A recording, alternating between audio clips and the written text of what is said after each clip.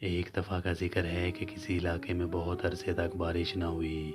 بارش نہ ہونے کی وجہ سے قحط سالی پیدا ہو گئی تو لوگ بہت پریشان ہوئے۔ لوگوں نے مل کر مشورہ کیا کہ خدا کی عبادت کی جائے اور صحرا میں جا کر بارش کی دعا مانگی جائے۔ پس دن مقرر کر دیا گیا اور لوگوں میں اعلان کر دیا گیا کہ فلاں دن صحرا میں جمع ہونا ہے۔ مقررہ دن جب لوگ آنا شروع ہو گئے تو انہی لوگوں میں ایک بچہ بھی آیا تھا جو اپنے ساتھ چھتری لے کر آیا تھا۔ لوگوں نے پوچھا تم چھتری کیوں لے کر آئے ہو؟ تو اس بچے نے جواب دیا کہ جب ہم بارش کی دعا کریں گے، خدا کی عبادت کریں گے تو اس وقت بارش آنا شروع ہو جائے گی۔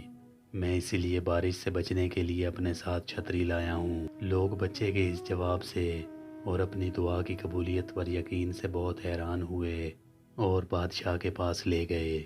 بادشاہ نے اسے بہت سارا انعام دیا اور لوگوں کو کہا کہ اس طرح کا یقین ہو تو خدا ضرور بارش عطا فرمائے گا۔